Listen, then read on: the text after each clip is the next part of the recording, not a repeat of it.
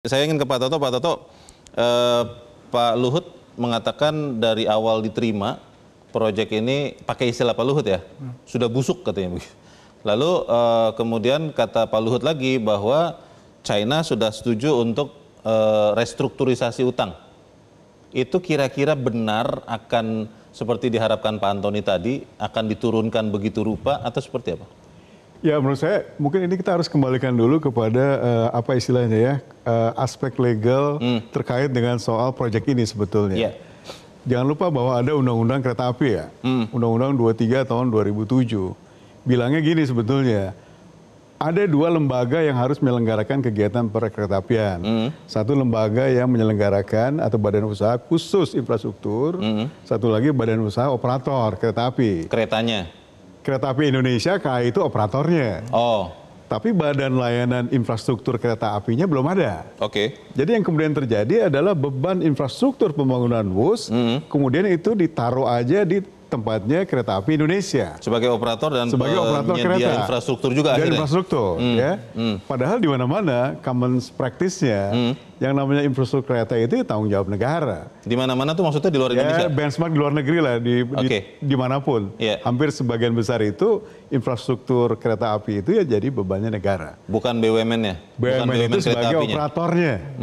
Sehingga kalau tadi bicara apakah kemudian dalam jangka waktu tertentu investasi bisa menutupi nggak semua ongkos-ongkos ini, ya kita harus bagi tadi. Bahwa negara memang sebagian menanggung beban infrastrukturnya. Itulah yang menurut saya juga nanti akan terjadi kalau misalnya negara memutuskan untuk membangun lagi infrastruktur kereta di mana-mana, di pulau lain. Maka badan penyelenggara infrastruktur kereta ini harus bertanggung jawab terkait dengan soal investasi kereta dan lain-lain. Jadi kalau sekarang misalnya negara bilang kami mungkin juga akan gunakan APBN, APBN itu mestinya masuk ke dalam badan atau badan usaha penyelenggara infrastruktur keretanya. Tapi dalam bentuk PMN kan, penyertaan modal negara. PMN atau apapun namanya. Bukan kepemilikan dong? Bukan, dalam arti bahwa dengan dia kemudian mendapatkan investasi negara dan dia menyelenggarakan pembangunan infrastruktur, maka kemudian mereka yang bertanggung jawab. Kemudian mereka hidupnya dari mana?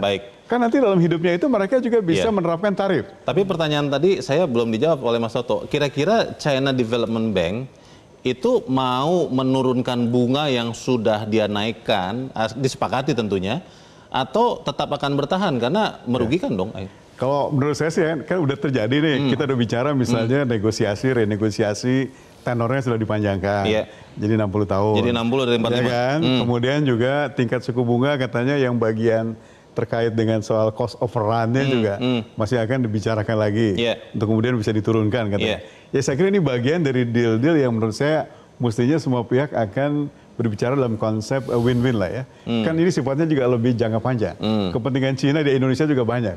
Atau sebaliknya juga kita ke Cina juga mungkin banyak. Jadi saya kira pada akhirnya ini akan menemukan titik temu lah yang kira-kira bisa memuaskan semua pihak. Jelajahi cara baru mendapatkan informasi. Download Metro TV Extend sekarang.